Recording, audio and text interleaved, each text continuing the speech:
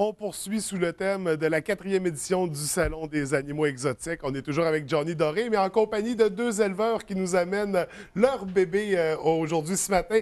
Donc, on est avec Marie-Claude Bouchard et Gaétan, alias Plume d'Or. Bienvenue à tous les deux à l'émission, ça va bien? Oui. Donc, Johnny, c'est des participants qui vont être là pour la 4e édition du Salon des animaux exotiques. Et là, ça, c'est un exemple d'éleveurs régionaux. Oui, tout à fait. Le côté mignon, Ouais. je dirais, là, parce qu'on a beaucoup de bébés animaux, ce que les gens peuvent voir sur place, peuvent même manipuler, avec lesquels ils peuvent avoir un contact sur place. Alors, c'en est deux qui sont très populaires. Hein. D'année en année, les micro-cochons, c'est un incontournable. Bon, et les bébés émeux, qui est ouais. vraiment une nouveauté cette année. Donc, des animaux qui sont magnifiques. On va commencer avec toi, Marie-Claude. Tu vas nous parler, parce que là, on a un bébé cochon miniature domestique. Oui. Donc, cochon miniature domestique, c'est le nom de l'espèce? Oui, le nom, c'est pas mal ça, là. Cochon miniature domestique. Nous, on peut utiliser aussi le mot micro-cochon. Souvent, OK. les gens prennent ce mot-là. Mais ça, c'est à la discrétion de l'éleveur. Là. OK. Ouais. Et là, on dit que c'est un bébé dans ce cas-ci. Bébé, on parle de quel âge? 2 mois. 2 mois. Ouais, elle vient tout juste d'être sevrée. Là. Ça vient adulte à quel âge, un micro-cochon? 3 ans. OK. Ça grandit jusqu'à 3 ans. Donc, un petit animal qui a de l'air fort sympathique. Ça fait combien de temps que tu t'es lancé dans l'élevage? Ça va faire 6 ans bientôt. OK. Ouais. Et c'est strictement pour le micro-cochon? Oui, j'élève strictement des micro-cochons, mais j'ai une ferme avec d'autres animaux. Mais oui, mon élevage, c'est ça.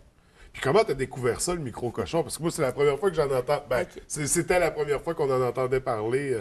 En fait, moi, ça a parti, écoute, de quelqu'un qui était allé aux États-Unis puis qui avait entendu parler de ça. Puis il a dit, toi, tu as une ferme, écoute, ça te tente pas d'en avoir un. Puis écoute, j'en ai eu 2. Puis là, ben, ça a commencé. C'était l'amour fou. Automatique. Et là, tu t'es vraiment lancé dans un élevage pour... Promouvoir ça, ouais. pour que les gens puissent s'en procurer, finalement. Ben, la raison principale, justement, c'est que c'est un animal anti-allergène. Fait OK. que la plupart des gens allergiques aux chiens ou aux chats peuvent avoir un animal qui ressemble beaucoup, justement, aux chiens puis à Ouais. l'interaction humaine avec les gens et tout ça. Fait que c'est l'animal idéal pour ça, pour ces gens-là. Puis comment ça se comporte? On le compare avec le chien. C'est vraiment le genre d'animal, on laisse aller dans la maison, totalement. c'est propre, c'est... Oui, bien en fait, moi, ils sont propres à la litière dans les 24 heures OK. de leur naissance. Donc, Ouais. contrairement aux chiens, Ouais. ça peut faire dans la litière. Oui, il y en a des gens qui préfèrent les envoyer dehors, là, mais nous, dans le fond, on les habitue principalement à la litière. Ouais. Fait que ça, dans le fond, c'est propre comme un chat. C'est intelligent plus qu'un chien. C'est intelligent comme un enfant de 4 ans. Fait que ça l'aime beaucoup passer du temps avec l'humain, avec les Ouais. enfants, jouer et tout ça. L'interaction. Ça dort beaucoup, presque autant qu'un chat. Mais écoute, on peut l'apporter au chalet, on peut aller prendre une marche avec notre cochon, un peu comme on le ferait avec un chien. Là.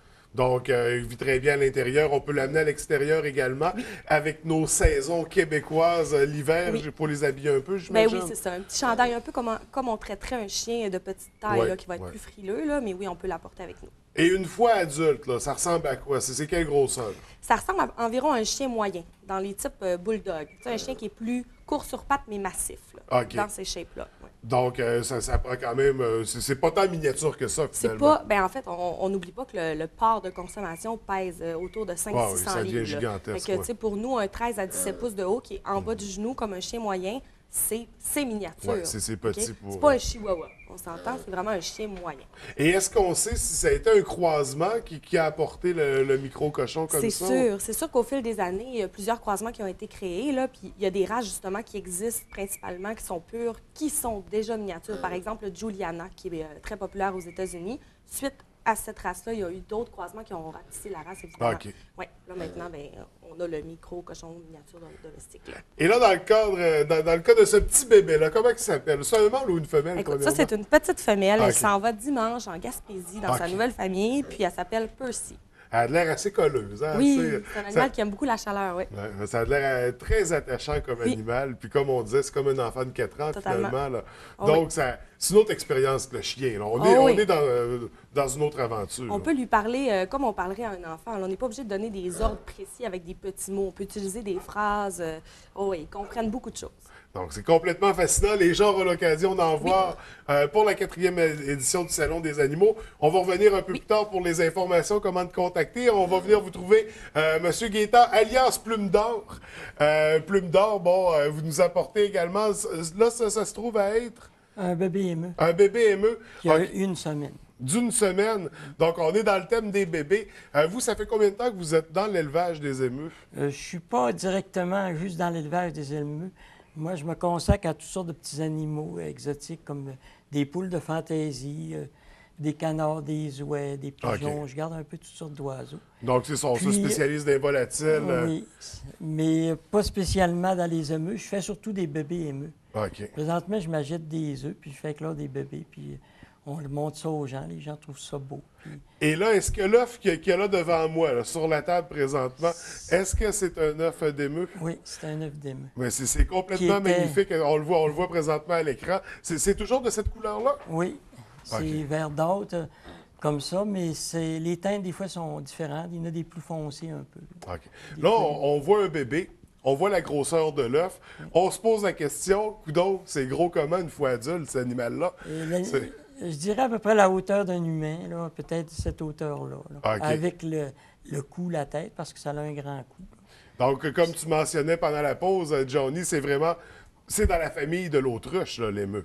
On pourrait Un cou- dire, pas directement, mais ça se rapproche. Un cousin éloigné, Ouais, disons, ça mais... se rapproche. C'est des ratites. Là. OK, Ouais, on peut OK. dire que ça fait partie de la famille des ratites. Et est-ce que ça peut voler ou comme l'autruche, c'est un Ça oiseau ne trop vole gros pas. pour... Si on peut voir à la caméra, ben, ça a des ailes, mais on dirait un animal préhistorique. Ouais, ça Ça fait... fait que l'aile, voyez-vous, c'est ce petit bout-là. Ouais. Ça fait que l'aile adulte, il n'est pas tellement long.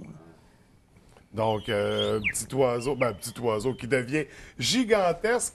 Dans ce cas-ci, c'est de l'élevage pour les domestiquer, pour que les Oui, gens nous puissent... autres, on les domestique. Après ça, on les place dans des familles. Ceux OK. qui veulent s'en occuper pour plus tard, parce qu'on ne veut pas en garder beaucoup chez nous. Oui, oui. Donc, on peut s'en procurer par la suite. On a une autre espèce ici. Ça se trouve à être quoi? C'est des poules soyeuses, OK. ou les Français appellent ça des nègres de soie. OK. Parce que la plupart des poules sont originaires d'ailleurs. Au Canada, on n'avait pas de poules. Ouais. On avait des dindes sauvages, des choses OK. comme Fait ça. que la poule a été importée. Elle a été importée. On a présentement une poule canadienne, qui est la poule Chanteclair. Oui. Mais ça a été conçu par des Aublats OK. qui ont fait des croisements pour faire cette poule-là. Et là, on voit dans les deux cas, c'est des volatiles, des oiseaux qui semblent avoir plus un duvet que plumage. Ouais. C'est comme ça, il n'y aura pas de plume, là, ça va toujours être un peu du poil comme ça. C'est pas vraiment. La plume, là, il y a son plumage de bébé. Ça fait qu'on OK. on dirait comme un poussin. C'est pas son plumage d'adulte. Il va changer de couleur. Il va devenir plus foncé. Les rayures vont disparaître. Il n'y aura plus de rayures à l'âge adulte. OK. Et là, on parle, c'est domestique, les gens qui se les procurent, comment on entretient ça? Comment on vit avec un émeu à la maison? Ben, c'est sûr qu'il faut leur porter quand même de l'attention, puis il faut les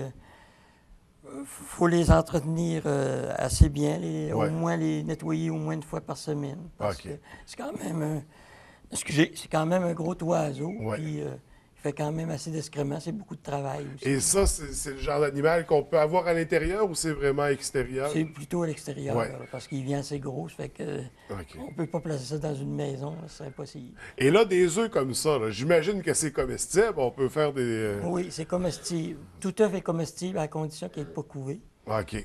Puis, un œuf comme ça peut représenter presque une douzaine d'œufs de poule. Là, OK. si tu en manges, ben, tu peux manger peut-être 3 ou 4 personnes. Ah ouais, soi-même. facilement. Là. Donc, il y a du stuff dans l'œuf. Oui. Ça fait des grosses omelettes. Donc, souvent, j'imagine que c'est principalement pour ça que les gens vont avoir des émeus domestiques à la maison. Oui, puis non, il y a les œufs. Puis il y en a qui font ils travaillent les œufs, ils font des montages avec les œufs. Ouais. Puis il y en a que c'est Ouais, pour la parce que chair. c'est des œuvres d'art. Là. Moi, j'ai du mal à croire que ça a été fait par un animal. On dirait le travail d'un artisan qui... C'est ça. c'est assez magnifique comme Oui. résultat. Puis aussi, il y en a qui prennent pour la chair. Oui. Puis il y en a que c'est pour le cuir, parce qu'ils OK. peuvent faire des choses avec le cuir d'émeu. Puis il y en a, c'est pour des produits pharmaceutiques. OK. Et Donc, l'huile l'émeu d'émeu. est propre à la consommation en soi, Oui. mais c'est pas pour ça qu'on les élève. La plupart du temps, non. Non. Mais il y en a qui le font quand même. Oui, oui. Mais dans votre cas, c'est vraiment pour le volet Non, moi, domestique. C'est par amour pour l'espèce. Donc, Johnny, ça, c'est deux exemples d'éleveurs régionaux. Sinon, si on continue un peu, là, si on pointe du doigt quelques autres... Nous avions, je voulais inviter une éleveuse d'alpaga, parce que nous allons avoir les alpagas et accrochez-vous bien. Et alpagas, c'est... Les alpagas Lala. C'est le nom de l'entreprise, c'est pas une blague.